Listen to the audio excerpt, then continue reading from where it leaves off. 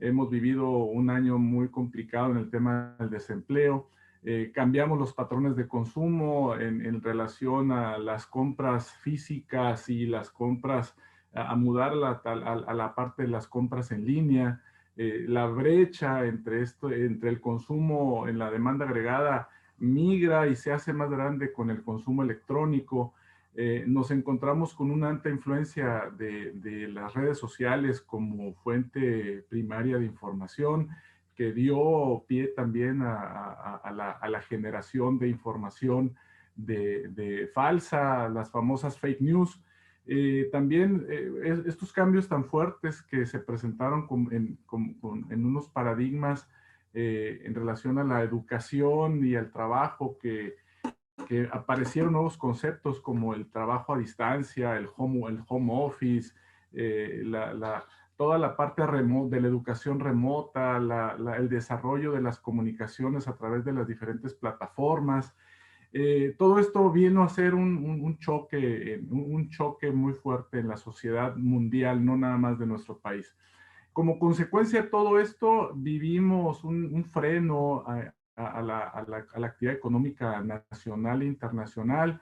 El turismo se contrajo de una manera muy fuerte, la actividad industrial se contrajo y vino una serie de incertidumbres muy fuertes, una sombra sobre el destino de las cadenas productivas, el turismo, que es una fuente muy importante de generación de empleo en nuestro país, sufrió bastante con estos temas. La siguiente, por favor. También una situación muy remarcada fue que en nuestro país simplemente hasta la fecha hay una ausencia de apoyos y estímulos a las empresas, de tal suerte que se dejó a la deriva el desarrollo de los empleos, el desarrollo de las empresas, la permanencia, y el gobierno dejó que flotaran o que se murieran junto con la pandemia las empresas en México.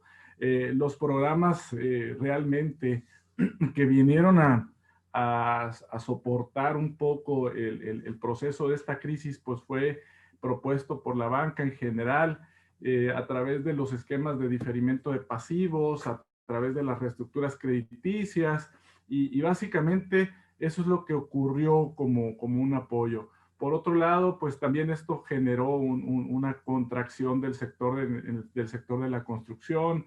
Hay déficits muy grandes en la generación de empleo, más de 100,000 empleos en el sector de la construcción inmobiliario. Obviamente que la cuestionabilidad del manejo de la pandemia por parte del gobierno federal y los estatales y el manejo de la crisis económica a través de la no acción gubernamental, ¿verdad? Las estimaciones de la caída en 2020, pues rondan el 9%, 10%. Las diferentes instituciones de análisis y analistas, pues decían que 12%. En el momento más álgido de la crisis, inclusive se hablaba de hasta el 15%. La realidad es que después de este último trimestre de 2020, muy probablemente cerremos sobre el orden del 9% negativo en nuestro crecimiento nacional. Por otro lado, aquí podemos interpretar que las políticas a nivel mundial, la política monetaria y la política fiscal, se utilizó mucho para mitigar los efectos de la pandemia, básicamente en otros países del mundo, en la zona del euro, en Estados Unidos, y aquí pues hay que entender que esta robustez en el manejo de la política monetaria y fiscal tuvo impactos muy importantes, sobre todo en la economía norteamericana y lógicamente en la economía mexicana por el flujo de remesas a nuestro país, que más adelante ya comentaré con ustedes. Por otro lado, esto también genera cambios sectoriales importantes a través de esas afectaciones desproporcionadas en sectores del consumo social frente a otras actividades en nuestro país. La siguiente, por favor.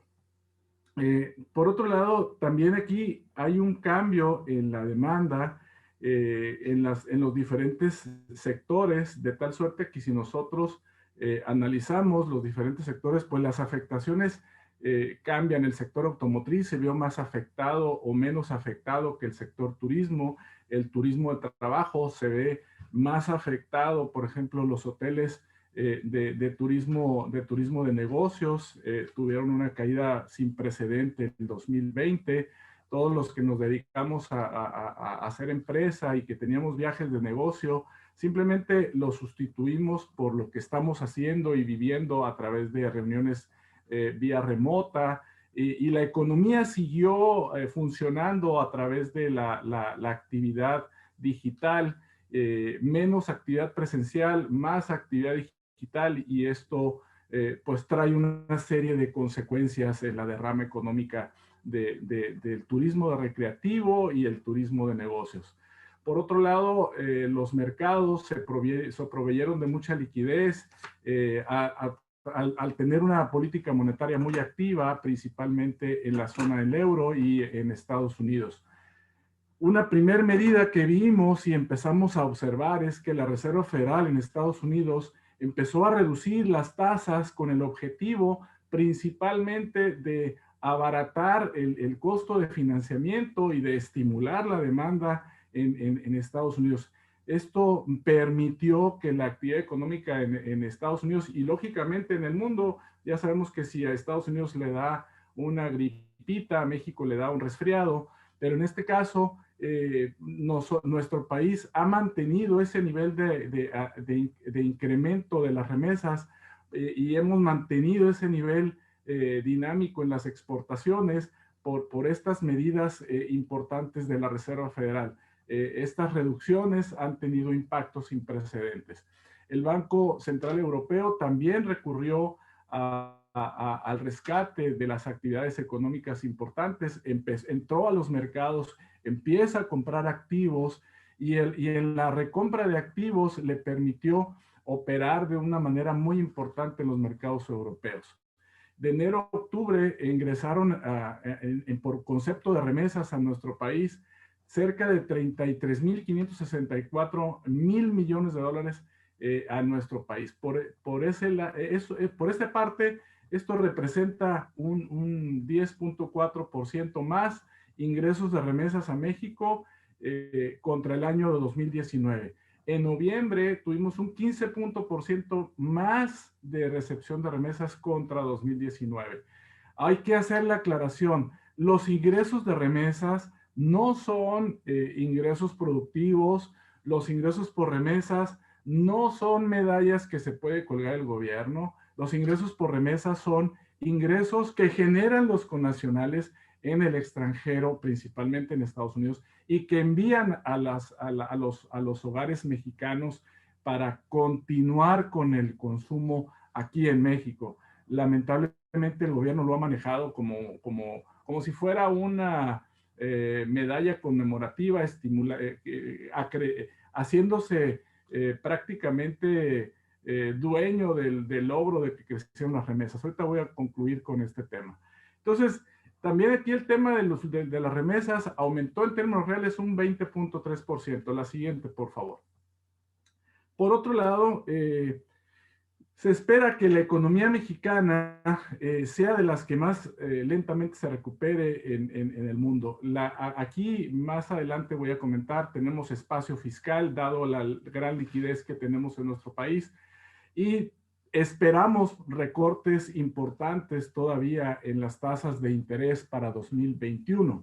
El peso cierra prácticamente un 4.96% por debajo de los niveles del cierre de 2019 frente al dólar, y la fuerte depreciación que vimos en el periodo marzo-abril de este año prácticamente se revirtió por completo por esa avasallante liquidez en los mercados, principalmente influida por los estímulos fiscales que se generaron en Estados Unidos y por el manejo de estos estímulos fiscales que se dio, que de alguna manera fueron aplicados con mucha inmediatez. Las empresas calificadoras, Standard & Poor's, Fitch, han hecho reiterados comentarios en el sentido de que la calificación crediticia, si no avanzamos como debe ser, está sometida a revisión y en un momento determinado puede ser que nos bajen la calificación de riesgo país.